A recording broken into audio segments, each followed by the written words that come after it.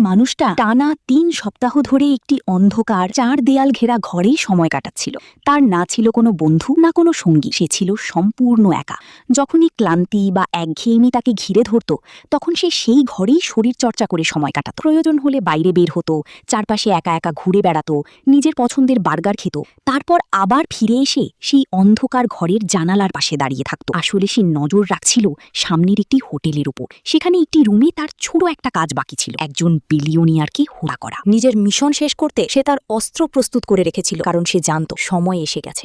কয়েক ঘন্টা অপেক্ষার পর অবশেষে সেই মুহূর্ত তার সামনে চলে এলো। সে জানালার দরজা খুলল এবং নিজেকে প্রস্তুত করতে শুরু করল। সামনে তার টার্গেট এখন পুরোপুরি নিশানার মধ্যে। লোকটি তার বন্দুকের স্কোপ দিয়ে সেই বিলিয়নিয়ারকে লক্ষ্য করতে লাগলো, যে তখন নিজের বিলাসিতায় মগ্ন ছিল। সে নিজের দ্রুত হৃদস্পন্দনকে শান্ত করার চেষ্টা করছিল, যাতে নিখুঁত নিশানা লাগাতে পারে। কিন্তু সামনে থাকা একটি মেয়ের কারণে সে সমস্যায় পড়ছিল। অবশেষে সুযোগ বুঝে সে গুলি চালালো, কিন্তু মেয়েটির সামনে চলে আসায় গুলিটি তাকে লাগলো। লোকটি ভীষণভাবে ঘাবড়ে গেল, কারণ এটাই ছিল প্রথমবার যখন তার নিশানা মিস হলো। সে আবার লক্ষ্য স্থির করার চেষ্টা করলো, কিন্তু ততক্ষণে গার্ডরা বিলিয়নিয়ারকে নিরাপদ জায়গায় সরিয়ে ফেলেছে। হোটেলের সব গার্ড তখন সতর্ক হয়ে গেছে। বিপদের আভাস পেয়ে সে দ্রুত সেখান থেকে পালানোর প্রস্তুতি নিতে লাগলো। সে বুঝতে পারছিল এখন যে কোনোভাবে তাকে দেশ ছেড়ে পালাতে হবে, না হলে মৃত্যু নিশ্চিত। সে বাইরে রাখা স্কুটার দ্রুত আনলক করে রাস্তায় পালাতে শুরু করলো। পথে সে নিজের অস্ত্রের অংশগুলো আলাদা করে নিরাপদ জায়গায় ফেলে দিতে লাগলো। পুলিশের চোখ এড়াতে নিজের ব্যাগটাও একটি ডাস্টবিনে ফেলে দিল। এরপর শর্টকাট নিয়ে সে সরাসরি এয়ারপোর্টে পৌঁছালো,